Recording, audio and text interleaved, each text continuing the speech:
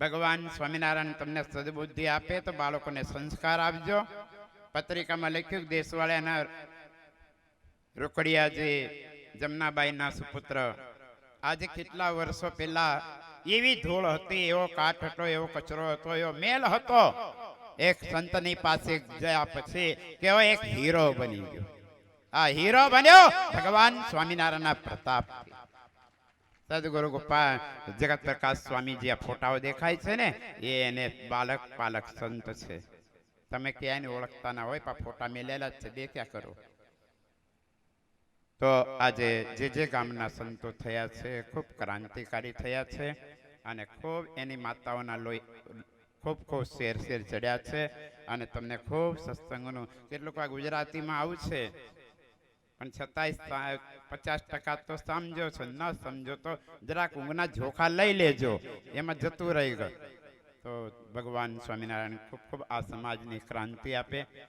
નર્મદા ગંગા માતા મનાવવાની હોય ને, આજે નર્મદા માતા માની ગયા. નર્મદા માતા કેટલાય ને આવી ગઈ હોય, ઢોલ જેમ વાગે ને તેમાં માતાઓ નાચે. માતા નાચે છે કે માતા ઉપાડનાર નાચે છે માલુમ નહીં હોય. પણ ગંગાજીને બદલે નર્મદાજી ખૂબ આયા. જાંબામાં ઉત્સવ હતો, 13 માતાઓ જે નાચ્યા ને આયા. હું તો થકી ગયો, ડોલી 65,000 રૂપિયા લઈ ગયો વરામણીમાં. એટલે આવા માતાજી આજે ગંગા પૂર્વમાંથી ઉત્તરમાં ગઈ, ઉત્તરમાંથી પૂર્વમાં ગઈ અને નર્મદા પૂર્વમાંથી પશ્ચિમમાં ગઈ. જે તરફ નર્મદાનો વહેણ છે એ તરફ અમારા કથાનો પણ વહેણ ગુજરાત તરફ જ છે. અને ગુજરાતના યજમાનો પરદેશમાં રહી આજે કચ્છના માધાપરના કેટલાય કચ્છ પ્રાંતના હરિભક્તો અહીં આવ્યા. જગત પ્રકાશ પુરાણીના હેતથી, જગત પ્રકાશ પુરાણીના સત્સંગથી, શાંતિ સ્વામીના સહવાસ સહકારથી અને એમના સાચવવાથી ગુજરાતના ઘણા હરિભક્તો આજે મધ્યપ્રદેશની ભૂમિ પર ગુજરાતના યજમાન થઈ અને મહાપૂજા કથા કરાવે. એ આ મધ્યપ્રદેશ વાળાના ધન્ય ભાગ છે, ધન્ય ભાગ છે. એ આવતા વર્ષે આપણા સમાજ તરફથી થાય એવું કંઈક કરજો. આપણો ફાળો પહેલો જાઓ. દાળ બાટીમાં દાળ જેટલી વપરાય મારી. જય સ્વામિનારાયણ. હરે ભક્તિ તાત અનુપમ સુખ મૂલા, મિલહી જો સંત હો હી અનુકૂલા. રામચરિત માનસ એવું લખે છે કે મનુષ્ય અવતાર મળ્યા પછી ભક્તપણું માણસને મળવું જોઈએ, ઈશ્વરની ઓળખ થવી જોઈએ. અને ત્યારે જ શક્ય છે જ્યારે આપણા જીવનમાં કોઈ સંતનું આગમન થાય. અને સંત આવે ત્યારે જીવનની વસંત ખીલતી હોય છે. પૂજ્ય સ્વામીએ ખૂબ સુંદર વાતો કરી. પણ અમારા ગુજરાતીમાં એક કહેવત છે કે ક્યારે નદીનું મૂળ ન શોધવું અને ક્યારે સાધુનું કુળ ન શોધવું. એ જે પ્રવાહથી વહેતા હોય છે એ પ્રવાહથી એને વહેવા દેવા. કારણ કે નર્મદાના પ્રવાહમાં રગદોળાઈ અને કંકર પણ જો શંકરની ઉપમાને પામી શકતા હોય તો આપણે 7 દિવસ આ નર્મદાજીના ખલખલતા પ્રવાહમાં એના પાવન સાનિધ્યમાં બેસી અને ભાગીરથી ગંગામાં જ્યારે વહ્યા કરીશું, ચોક્કસ આપણે પણ આપણા દેહને નરમાંથી નારાયણ સુધીની ઉપમાને પહોંચાડી શકીશું. આવો જે મહામહોત્સવની શોભા છે, કદાચ એવું કહી શકાય કે વિશેષણો જેની આગળ વામણા લાગે એવા એક મહાપુરુષ સમગ્ર સંપ્રદાયની બંને ગાદીના આજના વર્તમાન યુવાન સંતો જેમની પાવન નિશ્રામાં ઘડાઈ અને પૂજ્ય ગોલોક વિહારી સ્વામીએ જેમ કહ્યું કે એ હીરાની ઉપમાને પામ્યા છે, એવું જેનું પ્રદાન એવા એક મહાપવિત્ર પુરુષ એટલે અક્ષર નિવાસી પરમ પૂજ્ય પુરાણી સ્વામી શ્રી જગત પ્રકાશદાસજી. એ ભાગવતજી રામાયણ સત્સંગી જીવન શાસ્ત્ર હોય, હનુમાન ચરિત્ર હોય, શ્રીમદ ભાગવત ગીતા હોય, જે પણ શાસ્ત્રો હોય પણ એમના શ્રી મુખેથી સાંભળવો એક લાવો. એવા પ્રકાંડ પ્રવક્તા અને એક વિરલ વિભૂતિ. આવા મહાપુરુષની અસીમ કૃપા જેની ઉપર હોય અને સાથે સાથે એમની શુશ્રૂષા કરવાનો અવસર ઈશ્વરે જેમને આપ્યો, ખૂબ અંતઃકરણથી ખૂબ હેતથી જેમને સદગુરુને સેવ્યા અને એનું પરિણામ માત્ર 10 જ વર્ષમાં પૂજ્ય સ્વામી આટલી જ નાની ઉંમરમાં વિશ્વના ઉત્તર ધ્રુવથી લઈ અને દક્ષિણ ધ્રુવ એટલે વિશ્વના છેડા સુધી અનેક પ્રદેશોની યાત્રા કરી અનેક પ્રાંતના હરિભક્તોને પોતાની આગવી શૈલીમાં ખૂબ જ સરળ અને સુંદર ક્રાંતિકારી વૈજ્ઞાનિક અભિગમથી શ્રીમદ ભાગવત શાસ્ત્ર, શ્રીમદ રામચરિતમાનસ, શ્રીમદ શિવ મહાપુરાણ, શ્રીમદ સત્સંગી જીવન શાસ્ત્ર જેવા અનેક શાસ્ત્રોનું જેમને ગહન જ્ઞાન છે અને ઉમદા વિચાર શૈલી છે, જેમની ખૂબ જ સુંદર મૌલિકતા છે. પૂજ્ય સ્વામી જેમ પ્રથમ મંગળ ઉદ્બોધનમાં સ્વામીએ કહ્યું કે જ્યારે એમની વાણીનું શ્રવણ કરીશું ત્યારે પરિચય થાય, કારણ કે સૂર્ય પોતાના પ્રકાશ ઉપર ભાષણ નથી આપતો, એ પ્રકાશ આપે છે અને પ્રકાશ જ એની ઓળખાણ હોય છે. એમ પૂજ્ય સ્વામીના પરિચયની આપને જરૂર નથી, કારણ કે જે માટીની મહેક જેના શ્વાસમાં છે, જે નર્મદાજીનું જળ જેની રગોમાં લોહી બનીને દોડી રહ્યું છે, એવી આ પાવન ધરામાંથી પૂજ્ય સ્વામી છે. અને તમે ને હું બધા જેનું ગૌરવ લઈ શકીએ એવા એક વિદ્વાન વેદાંતાચાર્ય વક્તા કે જેની ઉપર ગુરુની કૃપા છે અને સાથે સાથે શાસ્ત્રોનું ખૂબ ઊંડાણનું અભ્યાસનો અભિગમ છે, અનુભવ છે. તો એવા અનુભવી વક્તાની શ્રી આંખથી આપણે જ્યારે આવા શાસ્ત્રોનું દર્શન કરવાનું હોય, એમની આંગળી લઈ અને આ પાવન માર્ગમાં જ્યારે આપણે ચાલવાનું હોય ત્યારે ખૂબ આપણા માટે સૌભાગ્યની વાત છે. આવો આપણે બધાની ગતિ જે તરફ થઈ રહી છે, મન જે તરફ દોડી રહ્યું છે, પૂજ્ય શાંતિપ્રિયદાસજી સ્વામીની વાણી તરફ એમના શ્રી ચરણોમાં સૌ ભક્તો વતીથી, ઉપસ્થિત સંત વૃંદ વતીથી અને યજમાન પરિવાર વતીથી હું વિનંતી કરીશ કે આપણને એમની અમૃતવાણીનો લાભ આપે. આપ સૌ ભક્તોને ખૂબ ભાવહેતથી જય શ્રી સ્વામિનારાયણ.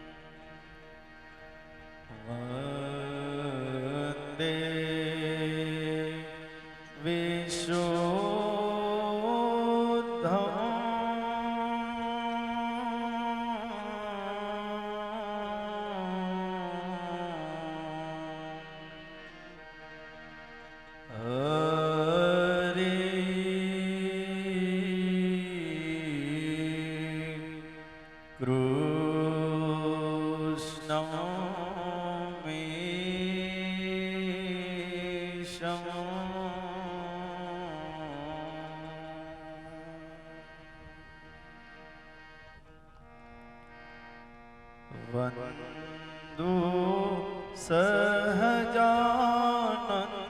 રસ રૂપ અનુપમ સાર લોલ વંદુ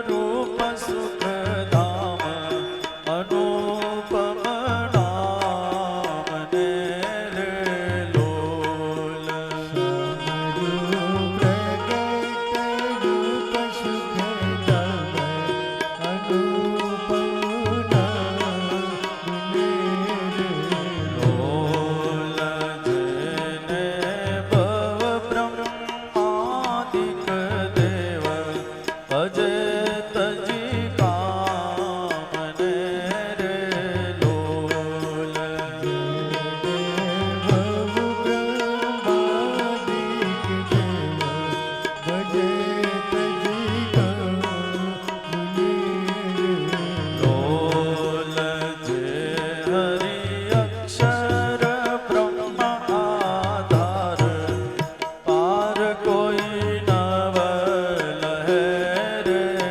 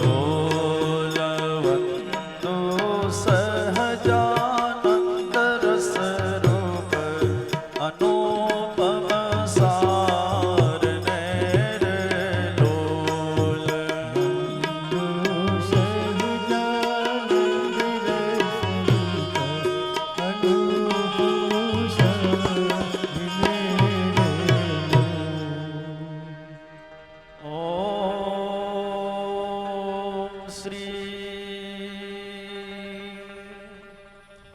સ્વામિનારાયણાય નમો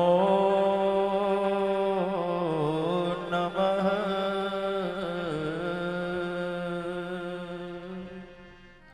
શ્રી પૂર્ણ પુરુષોત્તમાય ઘનશ્યામાય નીલકંઠાય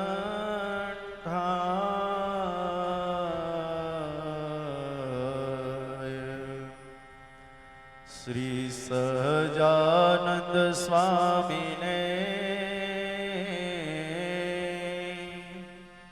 નમો નમઃ.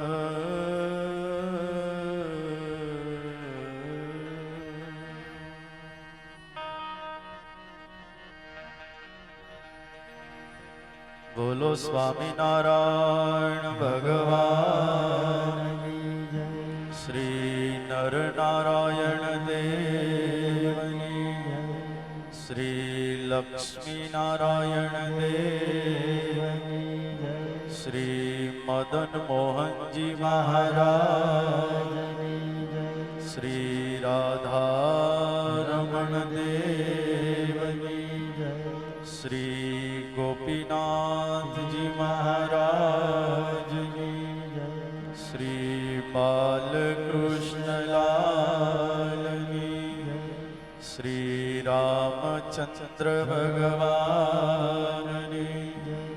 શ્રી કોટેશ્વર મહાદેવની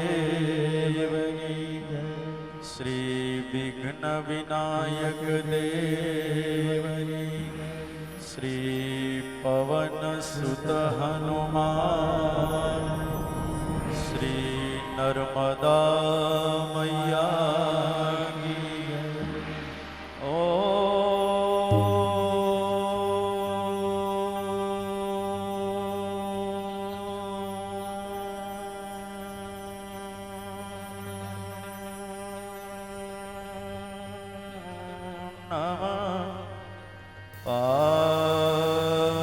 પાર્વતી પતયે હર હર મહાદેવ.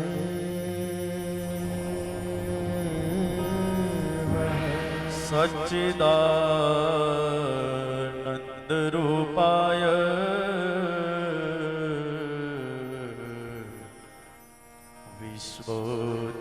વિશ્વોત્પત્યાદિ હેતવે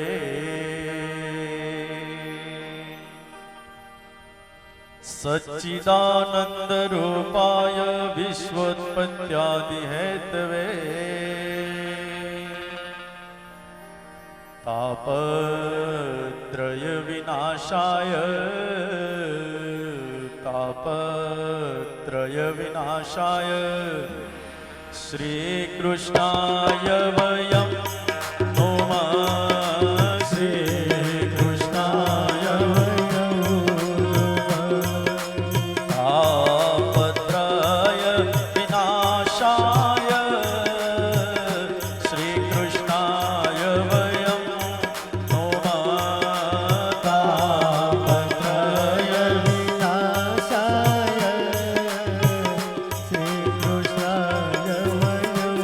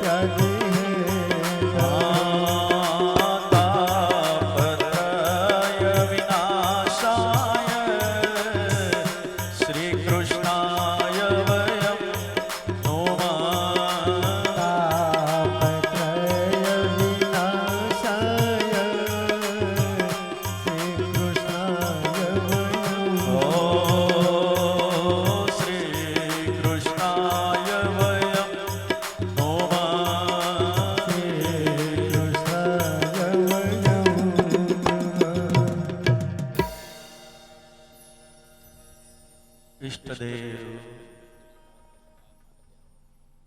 भगवान श्री स्वामीनारायण महाप्रभु, भगवान श्री राम श्याम और घनश्याम के चरणों में वंदन करते हुए भागवत भगवान के चरणों में वंदन करते हुए अक्षर निवासी गुरुवर्य पुराणी स्वामी जगत प्रकाश दास जी स्वामी गुरुजी, और जहां बैठकर हम कथा का शुभारंभ करने जा रहे हैं, ये दिव्य भूमि जो है, जिसके चरणों से, जिसके तप से प्रभावित है, इसे 1008 दुधाधारी आचार्य भरतदास जी महाराज,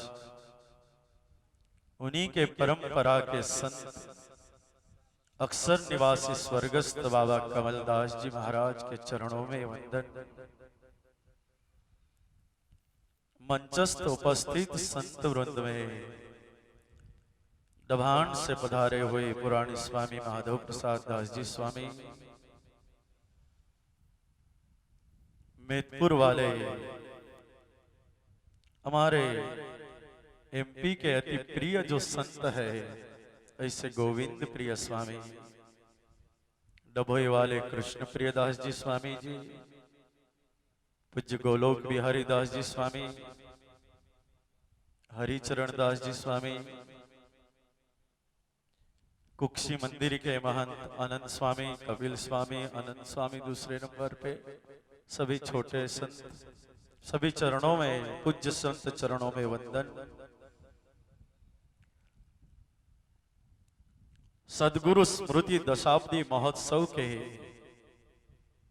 इस भागवत कथा के जो यजमान श्री है, ऐसे शिव कृपा यानी कि भाई श्री दिनेश भाई, उनके भाता श्री डॉक्टर शशिकांत भाई रावजी भाई, पटेल पूनम भाई मगन भाई, श्री पटेल राम भाई लक्ष्मीदास, परिवार के सदस्यों में पटेल कर्णिक, शीतल, पटेल वनीता और प्रेरित कुमार, रोहिणी, सायन, जानवी, सलीना इत्यादि सभी यजमान परिवार, सभा संचालक करते हुए कृष्णकांत भाई शास्त्री जी, कनकधाम मंदिर जो है, आश्रम है, वहां के सभी ट्रस्टी मित्र, पारायण समिति के सभी सदस्य, निसरपुर के, देशवालिया के, आसपास के गांव से पधारे हुए सभी भक्तों के सादर नमस्कार और जय स्वामीनारायण।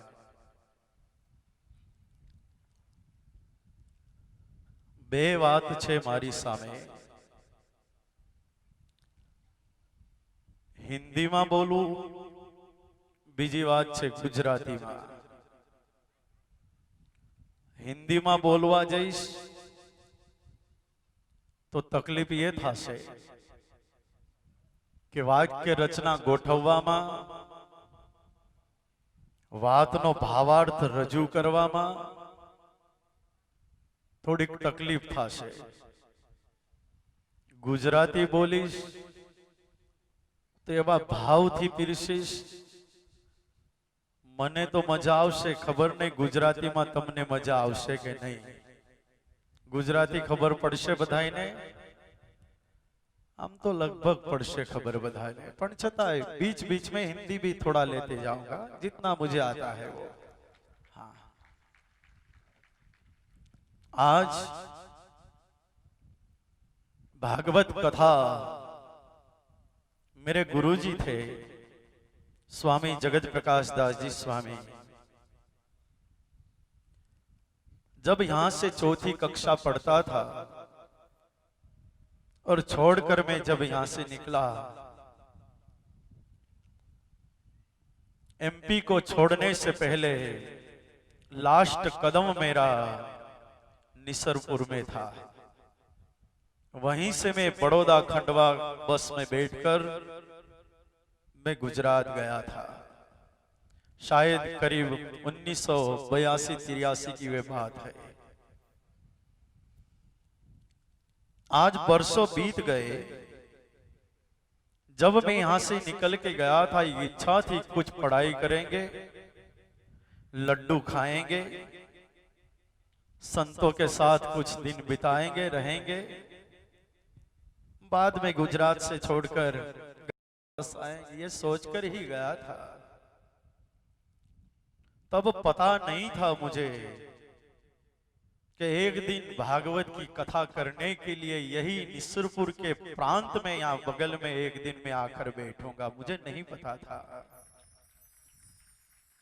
लेकिन आज इस पद पर जो मैं बैठा हूं, यहां आकर जो कथा की शुरुआत करने जा रहा हूं, एमपी में प्रथम कथा है मेरी। लेकिन यहां पर बैठने का और यहां तक पहुंचने का यदि श्रेय किसी को जाता है, तो वो श्रेय सबसे पहले नर्मदा मैया को जा रहा है। बचपन में नर्मदा मैया में किया हुआ स्नान और किया हुआ जलपान, बाद में बाबा कमलदास जी जैसे महान पुरुष संत जो थे, उनके आशीष प्रारंभ में मुझे मिले, दर्शन किए थे मैंने। बाद में गया यहां से छोड़कर गुजरात। गुजरात में जब मैं गया, बहुत लंबी यात्रा है मेरी। उस कहानी को जब मैं याद करता हूं,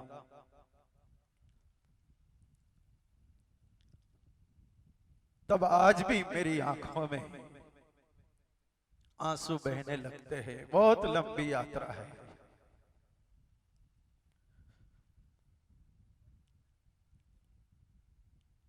मैं गया ढवाण में अभ्यास करने के लिए। छोटी सी एक कहानी मैं आपको पहले सुना देता हूं, बाद में भागवत की कथा का शुभारंभ कर रहा हूं। जब मैं ढवाण में अभ्यास के लिए मैंने इंटरव्यू दिया, वहां मुझे कहा गया कि यहां पर जगह नहीं है, यहां कोई रिक्त स्थान नहीं है। भी जो संख्या भरनी थी वो पूरी हो चुके हैं। बाद में आया, बहुत निराश हुआ था उस दिन में।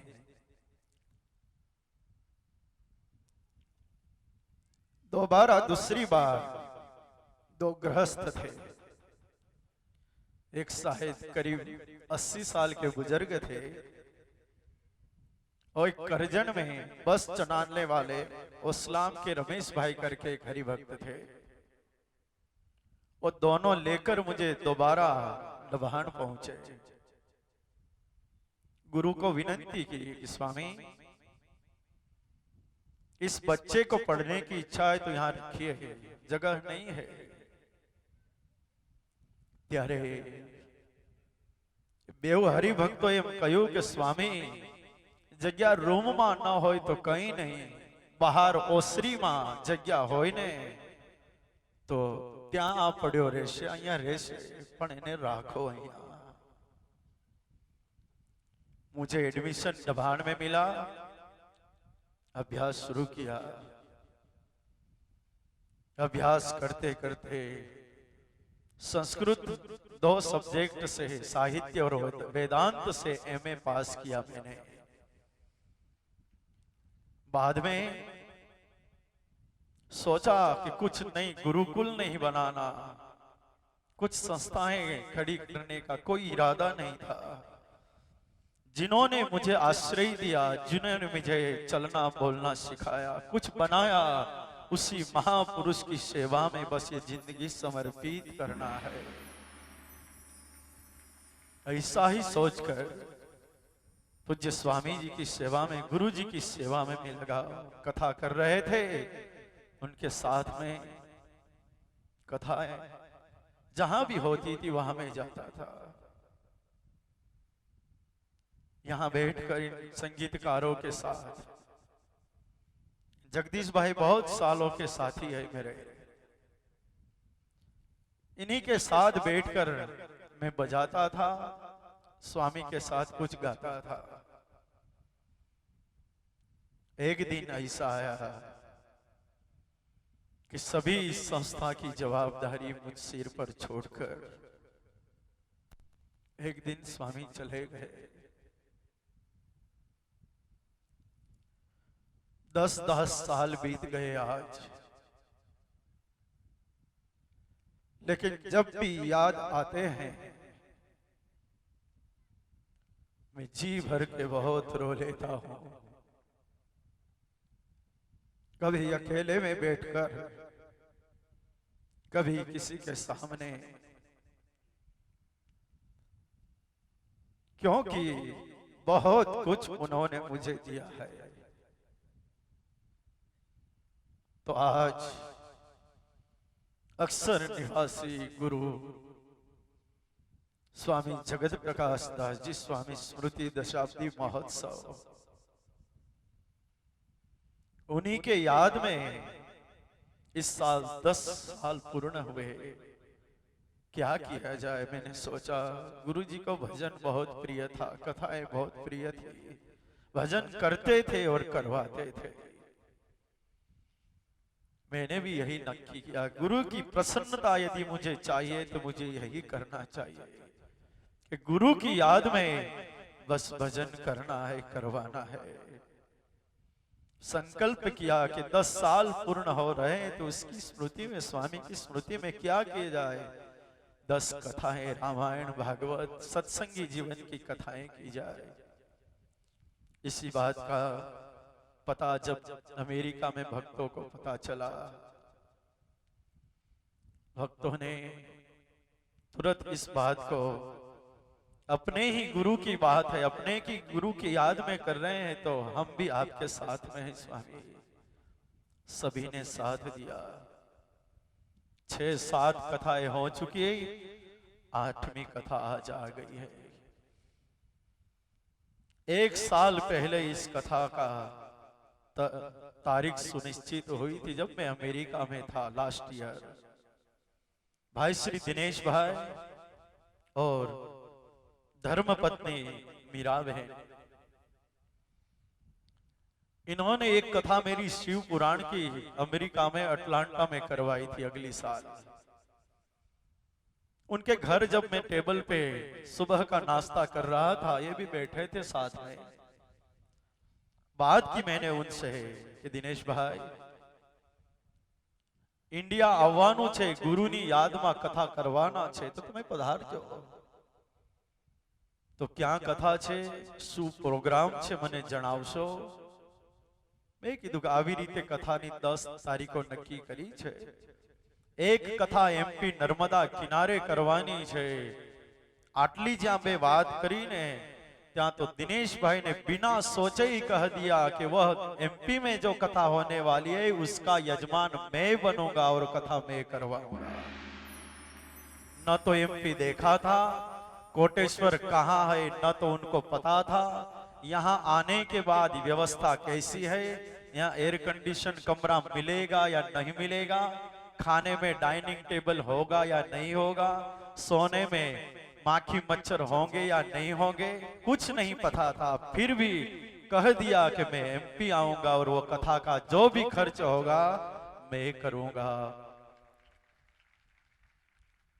इनकी दूसरी बात कहूं आपको, करीब 35-38 साल से वहां रह रहे, मूल गुजरात के आनंद गांव के हैं, आनंद के बगल में ओड़ है, वहां के हैं। 38 साल से आनंद में वो रह रहे, फिर भी आज तक भाड़ाना मकानमा पोते रहे छे, भाड़ू भरे छे, नौकरी करे छे અને જે પૈસો આવે છે એમાંથી આવા સત્કાર્ય કરે છે। कोई गरीब बच्ची जिसके माँ बाप न हो, ऐसी बच्ची को वो गोद में ले लेते हैं, कहते हैं मेरी बच्ची है, उसको पढ़ाने का, उसका ब्याह करने का जो भी खर्चा वो दिनेश भाई कर रहे हैं। आज कितनी बड़ी भावनाएं हैं। आज भागवत कथा का बस छोटा सा स्टेज मैंने आपको बताया।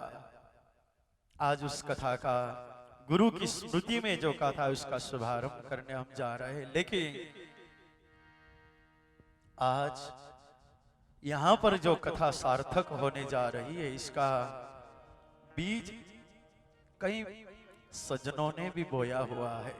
बहुत से सज्जनों की इच्छा थी कि यहां भी कथा हो। जब मैं यहां से निकला था बैलगाड़ी में छोड़ने, तब न तो साइकिल थी, न स्कूटर था, न तो कार थी। जब मुझे छोड़ने के लिए मेरे पिताजी बैलगाड़ी में बिठाकर आ रहे थे, उन्होंने मुझे कहा था कुछ बड़ा बनकर आना, जहां जा रहे हो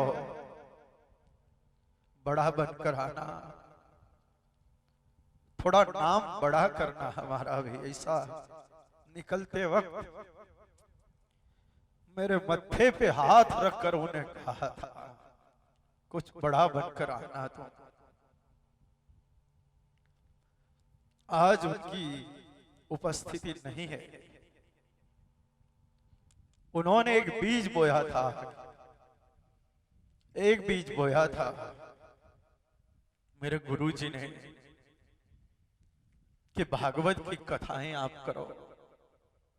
जब तक थे तब तक एक भी कथा मैंने नहीं की, लेकिन चले गए उसके बाद ये कथाएं मैंने शुरू की।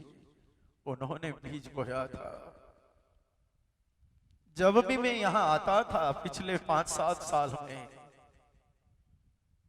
तब भाई राजाराम की बहुत इच्छा थी।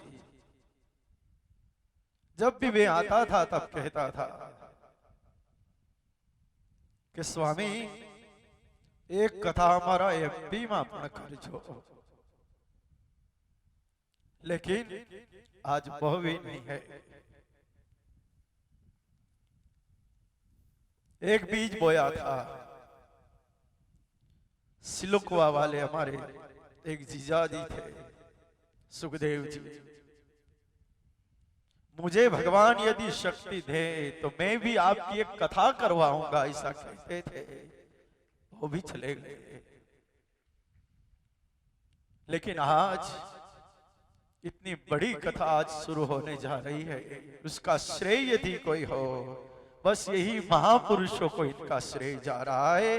उन्होंने बीज जो बोया था, आज उन्हीं के आशीष से, उन्हीं की शुभकामनाओं से ये कथा आज उसका शुभारंभ होने जा रहा है।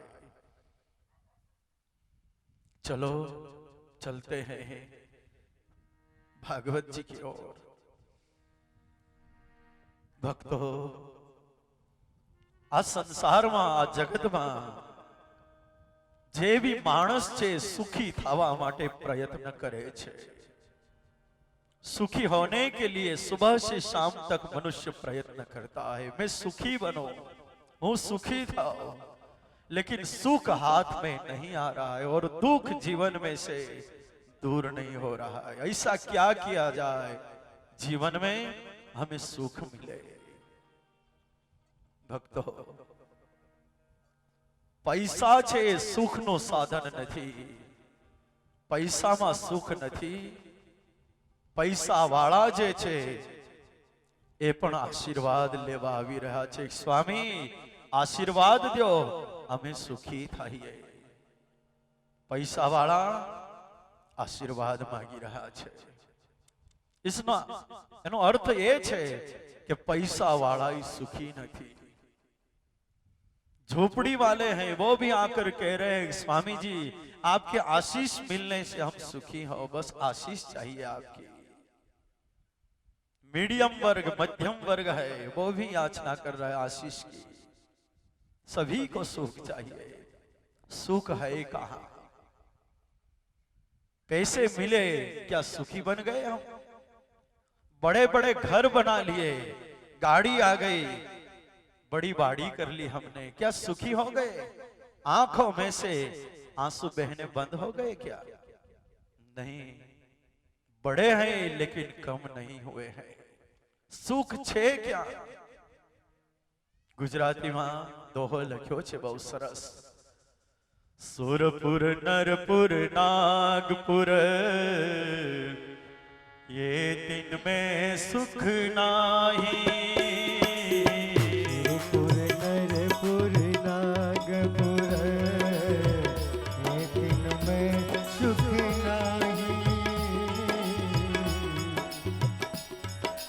एमपी सरकार में, मध्य प्रदेश में सरकार बीजेपी की चल रही है. शिवराज सिंह चौहान मुख्यमंत्री है. मैंने ये नहीं सुना कि एमपी में ताली बजाने पर टैक्स डाला गया है. कोई टैक्स है क्या? तो फिर क्यों बैठे हो आप? जब भी यहां से बजना शुरू हो तालियां बजनी चाहिए. इस तरह नहीं, थोड़ा हाथ उठना चाहिए. हाँ, दोपहर में जब भोजन करने बैठे थे, શીરો જ્યારે હાથમાં લીધો તો અને શીરાનો કોળિયો લઈને આ ગોઠણ ઉપર હાથ મેલી રાખો, પેટમાં આવે ખરો શીરો? શું કરતા હતા? હાથ ઉઠાવતા હતા. માઇકમાં એમ કીધું તું કે હાથ ઉઠાવો તોય ઉઠતા था ना हाथ. भोजन में हाथ उठते हैं, उसी तरह भजन में हाथ उठने चाहिए. बहुत मजा आएगी. सुरपुर नरपुर नागपुर ये दिन में सुख नाही. पुर नरपुर जय हो. ये दिन में सुख नाही. सुरपुर नरपुर नागपुर ये दिन में सुख नाही. पुर नरपुर नागपुर ये दिन में सुख नाही.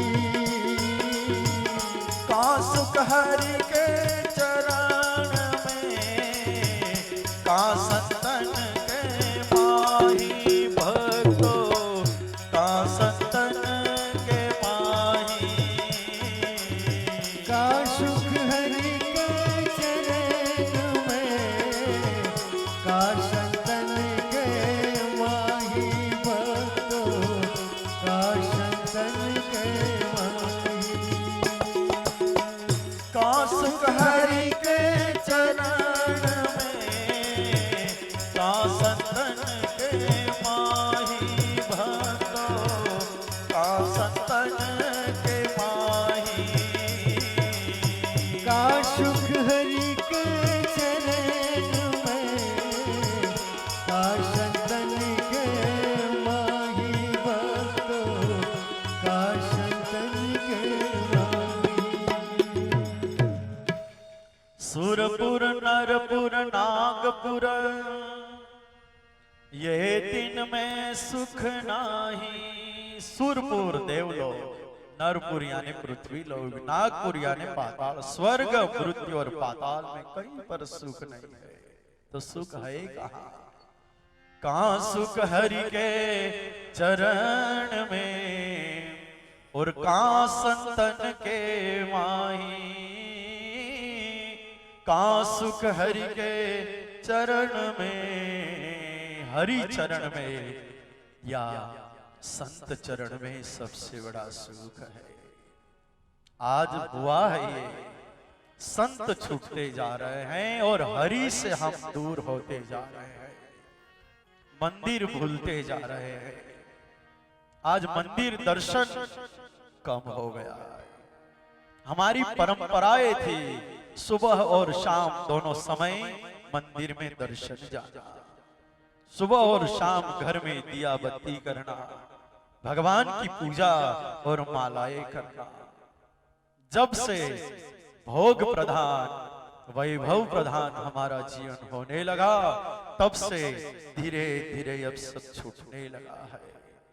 पैसे बढ़े, धार्मिकता कम होने लगी. सुख के साधन बढ़े. आज होगा 15 दिन में एक बार, 10 दिन में एक बार, महीने में एक बार आप जाते होंगे. मंदिर न जता हो तो रोजे मंदिरे जावानो नियम लेजो. मंदिर न छूटना चाहिए कभी। भगवान क्या पैसे लेने के लिए खड़े हैं क्या? भगवान पैसा लेवा माटे उभा छे? भगवान ने पैसा नाखीए भगवान राजी थाय आवुं छे? एवुं नथी। भगवान भावनाना प्रेमना भूख्या छे। भगवान तुम्हारी श्रद्धाना भूख्या छे। श्रद्धा भाव और प्रेम लेकर जाओ, भगवान की प्रसन्नता पाओगे आप। पैसे को मत बनाओ प्रधान। तो सुख क्या छे? भगवान ना चरण में सुख छे।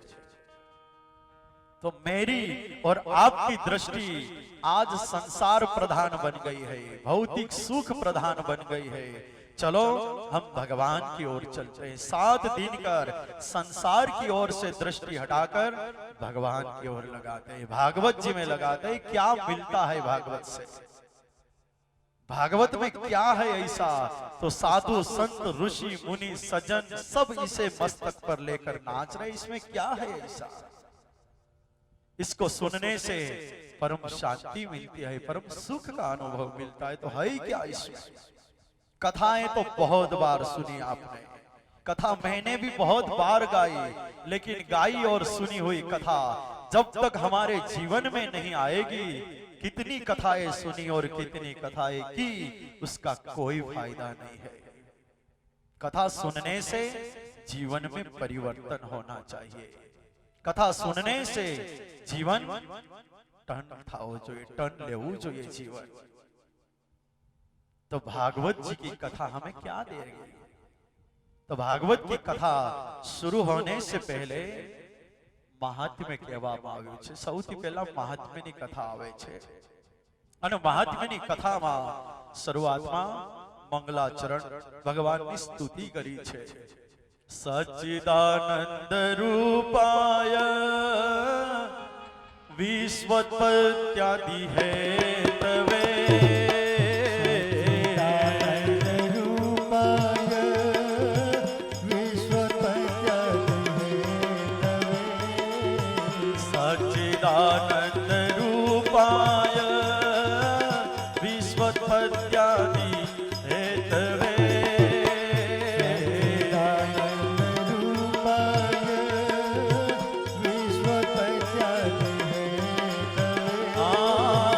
तापत्रय विनाशाय श्री कृष्णाय वयं नुमः।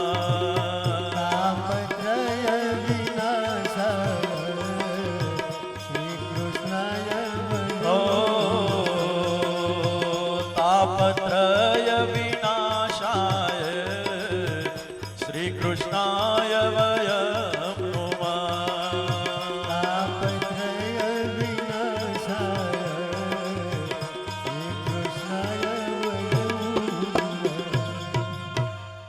महात्म्य में सबसे पहले स्तुति की गई, भगवान ने प्रार्थना करी छे। कागल ने पेन लाव्या होय तो लखो। सौथी पहला भगवान की स्तुति भागवत में करी छे। तो मने तमने एम शिखवाड़े छे कि कोई पण कार्यनो शुभारंभ करता पहला भगवान ने याद करो। जो भी कार्यनो शुभारंभ करो तुम्हें तुम्हारा इष्ट देव ने याद करो।